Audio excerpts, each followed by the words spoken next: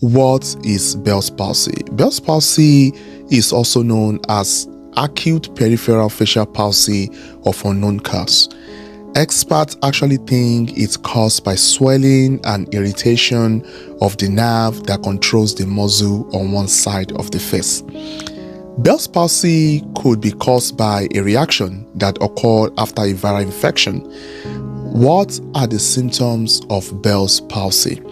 Symptoms of Bell's palsy may occur and come on suddenly, and they may include mild weakness to total paralysis on one side of the face, facial droop, and trouble making facial expression, such as closing an eye or smiling.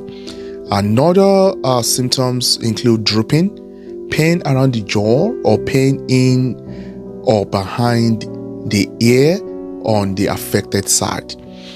Other symptoms include increased sensitivity to sound on the affected side, headache, loss of taste, and also changes in the amount of tears and saliva produced.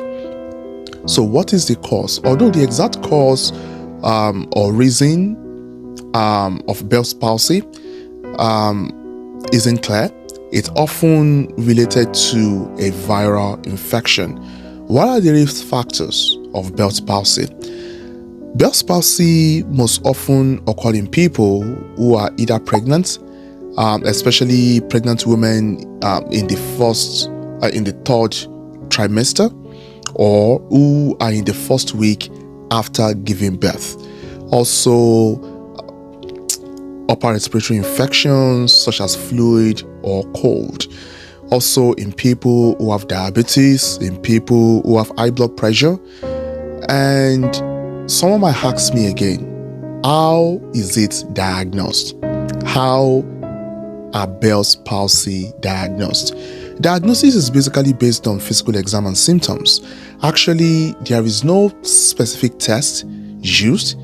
Among other tests, some tests may be ordered to actually rule out other conditions that can actually involve the nerve, or other condition that might mimic Bell's palsy.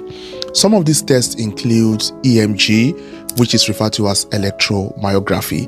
EMG actually measures the amount of electricity of a muscle, okay? And also some blood tests.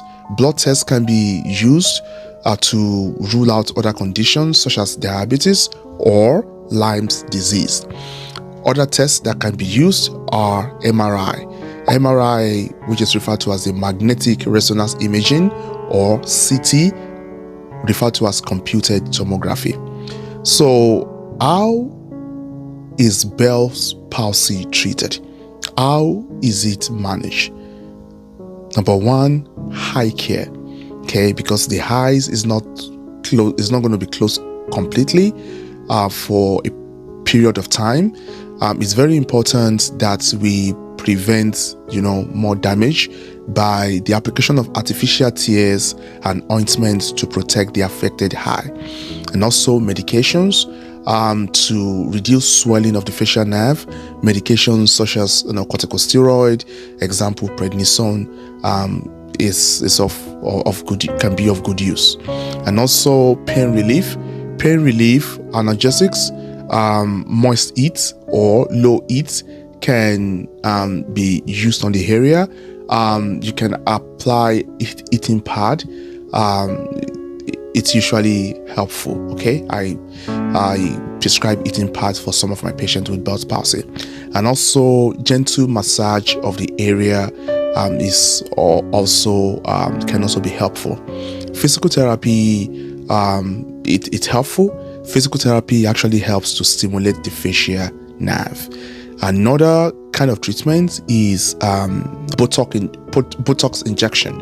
Botox injection may be used if unexpected involuntary facial movement occur during nerve recovery. I hope you are able to learn one or two things from this presentation.